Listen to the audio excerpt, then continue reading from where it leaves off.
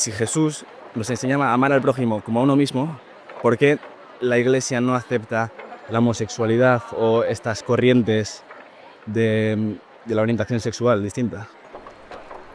Yo crecí en un colegio de monjas, lo que creo que me hizo un poco reacio y odiar al cristianismo, porque sentí que me lo inculcaron más que yo lo aprendí, y pasé un poco a ser ateo, a no creer en nada de lo que me decían. Luego ya, por mi búsqueda propia y por informarme de distintas fuentes y distintos lugares, llegué a una conclusión, o bueno, no una conclusión definitiva porque va cambiando, pero yo ahora mismo creo en Dios y creo en Jesús.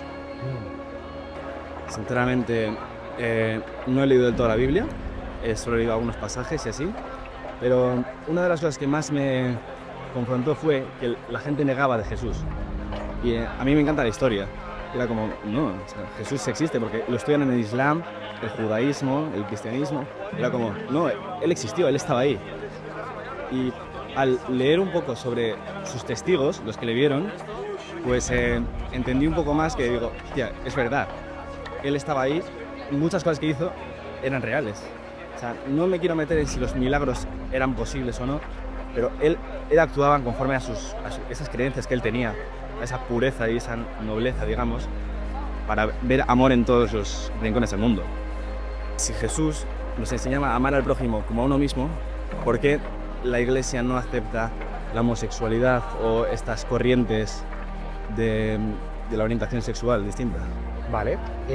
Antes de ofrecerte una respuesta al respecto, me encantaría saber cuál es tu posición. Me parece bien, me parece que son sus creencias, son sus gustos, pero siempre y cuando actúe con pureza y como enseñaba Jesús, amando al prójimo y amándose a uno mismo, yo creo que no hace daño a nadie y creo que debería ser aceptado por los demás. ¿El amor tiene límites?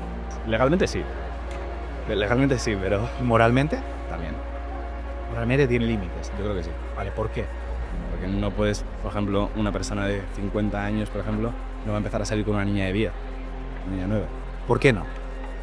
Porque por ejemplo, esa niña no está capacitada para consentir, para dar ese consentimiento, yo creo. No llega a esa madurez para... Pero si ella lo acepta. Pero no sabe lo que está aceptando, porque no entiende de sus conceptos.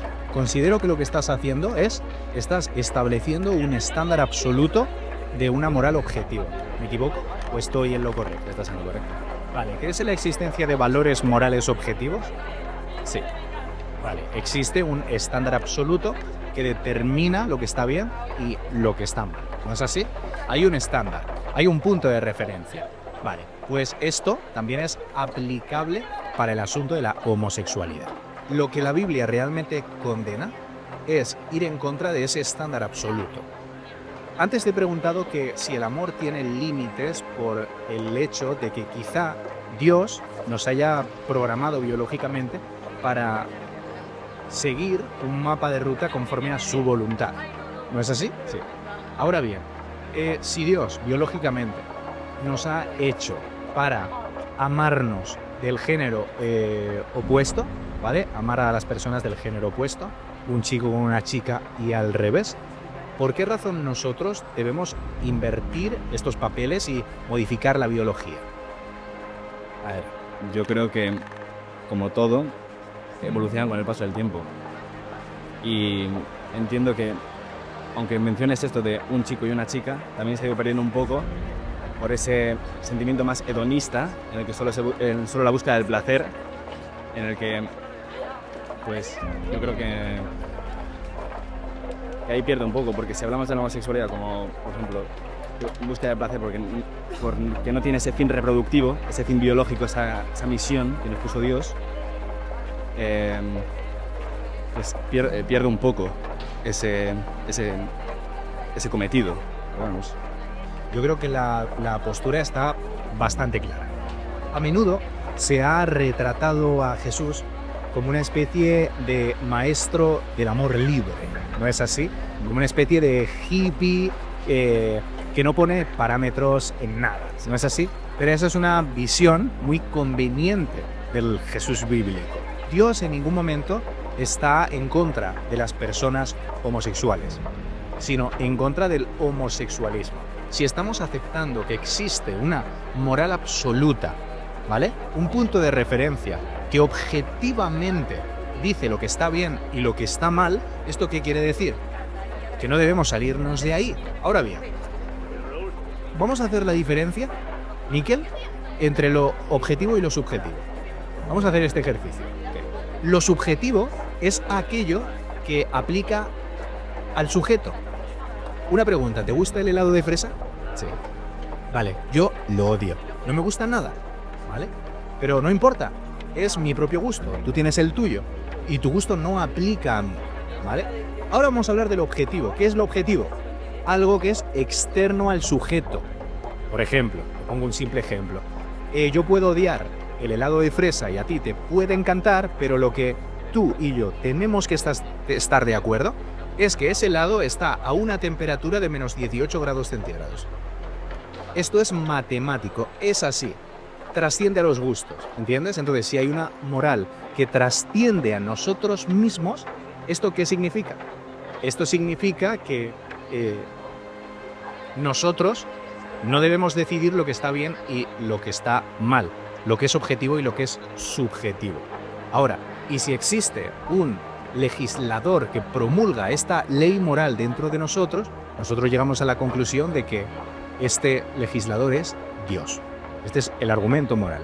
Ahora, Dios nos ha creado biológicamente para amarnos entre hombres y mujeres.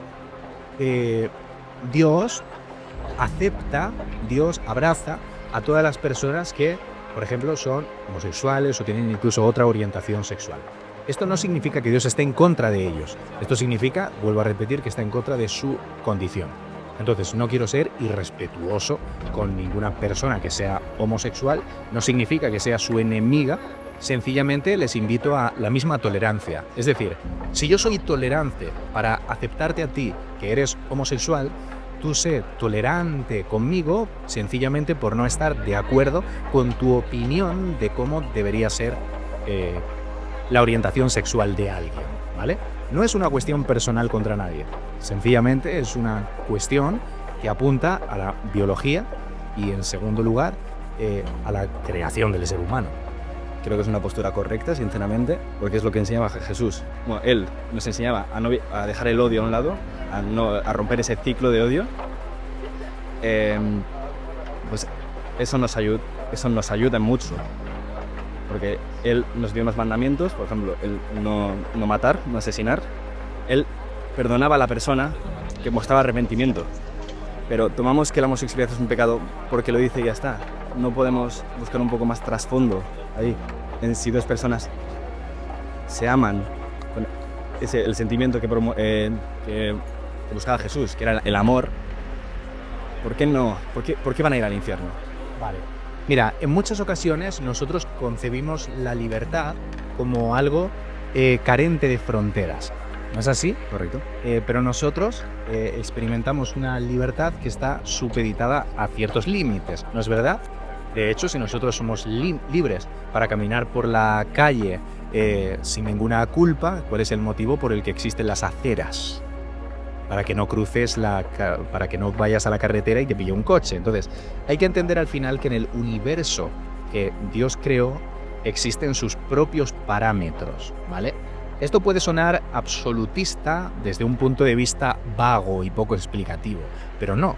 O sea, esto tiene un sentido en la propia creación. Si Dios nos ha creado como seres humanos libres, moralmente y perfectamente racionales, entonces Dios también, nosotros tenemos una responsabilidad frente a Dios de cómo manejamos esa libertad. Realmente no sé cómo rebatírtelo esto de aquí. No lo sé, pero has hecho una analogía que me ha gustado, que es la de la acera. Vamos por la acera para evitar el peligro de los coches. Pero ¿cuál es ese peligro de la homosexualidad? O sea, entiendo que se ve como un peligro. El peligro sencillamente está en vivir en contra del diseño original de Dios. Y esto no sencillamente tiene consecuencias eternas, como tú hace poco mencionabas, acerca del infierno. Esto además también tiene consecuencias en el presente, consecuencias en el ahora. No es comparable vivir como Dios quiere a vivir como Dios no quiere. Eso ya tiene consecuencias más inmediatas. Mencionabas el infierno y me gustaría ir a parar allí. Hablemos del infierno. Por ejemplo, hay muchísimas personas que consideran que el infierno roba el libre albedrío de las personas. Ok, Dios, me has hecho libre para actuar bien o mal. Pero ¿qué ocurre? Si actúo mal, me condenas al infierno. Por tanto, me estás coaccionando a solo hacer el bien. ¿Tiene sentido esto para ti? Sí. Es una propia objeción que a menudo yo le hago al propio cristianismo. Pero ahora considero que el infierno no te roba la libertad. El infierno sencillamente te propone seguir viviendo como quieras. Es decir, el infierno te concede lo que tú has pedido en esta vida. ¿Qué has pedido? Una eternidad sin Dios. Por lo tanto, Dios te dice, ¿quieres una eternidad sin mí? Adelante, ahí la tienes, el infierno. Otra cosa es que el infierno corresponda con la clásica imagen medieval De Dante. que a menudo hemos visto en las pinturas. Sí. Pero en muchas ocasiones no tiene nada que ver con eso y habría que profundizar en qué es el infierno. ¿Puedo hacer un pequeño inciso? Sí. Porque eso me gusta mucho, lo del infierno, porque yo leí sobre ello y en la Biblia se menciona que el infierno es un lugar con fuego, pero un lugar oscuro. Y esas dos cosas como que no cuadran. El fuego es luz en sí. Y eso me llevó, bueno, creo que se menciona exactamente, que el infierno es relación sin Dios, alejado de Dios. Y el cielo es relación con Dios. No es ese lugar físico y dice, no, está Satán en un trono con fuego y todo pinchos. No, o sea, es esa relación más espiritual, digamos. Sí. Independientemente a la perspectiva bíblica del infierno, a que se pueda dar una interpretación u otra, ahora mismo no quiero meterme ahí, No, así. hay que tener una cosa clara. En muchas ocasiones las personas conciben el infierno como algo injusto. ¿Pero por qué motivo? Porque consideran que su delito no se ajusta al castigo. ¿Entiendes? O sea, yo fui una persona buena toda mi vida, amé a mis padres, quise a mi mascota, pagué mis facturas y sencillamente por no ir a misa vas a condenarme al lago de fuego. Dios, eres injusto. Mi delito es mucho menor que el que, por ejemplo, han hecho otras personas como Adolf Hitler. ¿No es así? Imaginamos el infierno como un salón gigante lleno de personas horribles como Freddy Krueger o Adolf Hitler, ¿no es así? Y nosotros nos excluimos. En primer lugar, la Biblia en Romanos 3:23 enseña que todos los seres humanos hemos pecado contra Dios. Esto significa que todos hemos incumplido ese estándar de obediencia que Dios impuso para los seres humanos. Nadie ha colmado la medida y por lo tanto todos quedamos bajo el juicio de Dios. Todos somos culpables frente a Él. ¿Vale? Esta es la perspectiva de la moralidad para el ser humano. Ahora, esto no quiere decir que no hayan personas buenas. Hay personas que son buenas. Tenéis cara de buenos, chicos. Sois buenas personas, sois muy educadas conmigo. Ahora bien, sois buenas bajo el estándar ético de vuestros semejantes. Sois menos malos que las personas que son muy malas, ¿entiendes? Sí. Pero no sois buenos según el estándar divino que Dios impone para los hombres. Bueno, dicho esto, a veces pensamos que no merecemos el infierno porque nuestros delitos han sido insignificantes, ¿no es así? Pero ahora te pregunto, mira, imagina que ahora me das un puñetazo, ¿vale? ¿Qué es lo peor que podría sucederte? Que me denunciases o que me lo devolvieses, porque tienes pinta de fuerte. Eso es, que te los denunciase o que te lo devolviese. Esa podría ser lo peor que te pueda pasar. No pasa nada. Luego vas a casa, te pones hielo y todo solucionado en cuestión de 2 días. Y en el supuesto caso de que te lleve a los tribunales, te ocurrirá un mal menor, ¿no? Posiblemente una multa o trabajos a la comunidad o algún tipo de compensación económica, ¿no es verdad? Correcto. Pero ¿qué ocurre, sin embargo, si en lugar de a mí decides golpear al presidente del gobierno? Es mucho peor. No sé exactamente qué delito es, pero es Atentado contra la autoridad y está penado aproximadamente con unos 6 años de cárcel. No me ¿Por parece. qué esa diferencia entre Pedro Sánchez y un servidor? No la hay, ¿verdad? Los dos somos humanos, creados a imagen y semejanza de Dios. ¿Sabes cuál es la diferencia? La que le dimos nosotros. Sí, la que le damos nosotros porque Él representa una autoridad para esta nación. Él es la representación de esta nación. Él es el representante de nuestro país. Y bueno, esto lo asemejo a la idea de Dios y el infierno. Es decir, no es lo mismo que tú peques contra un ser humano que tiene un déficit moral semejante al tuyo y que comete tus mismos errores, a que lo hagas contra el representante de todo lo puro y de todo lo santo como lo es Dios. ¿Entiendes? Entonces, si golpear al presidente tiene consecuencias muchísimo más grandes que hacerlo contra mí, imagínate si pecas contra Dios. Eso tiene consecuencias muchísimo más grandes a comparación de los actos insignificantes, pecaminosos que has podido hacer en esta tierra, ¿entiendes? Pero ahora, la buena noticia del Evangelio, ¿cuál es? La palabra Evangelio significa buena noticia, y es que Jesús se enfrentó cara a cara con el propio infierno y en la cruz asumió todos nuestros errores y todos nuestros pecados y toda nuestra vergüenza y toda nuestra culpa, y ahora hubo un intercambio. Un intercambio. ¿Sabes cuál fue el intercambio? Él te imputa toda su justicia, de tal modo que ahora Dios te ve como si fueras Jesús, y en su lugar Él a sí mismo se adjudicó toda tu culpabilidad recibiendo el castigo que tú merecías. Es una buena serie de Evangelio. Y ahora sencillamente con creer y con confiar en la persona de Jesús y en que ese sacrificio Jesús fue suficiente para salvarte, puedes ser liberado de la condenación del infierno. Es una buena noticia, de verdad.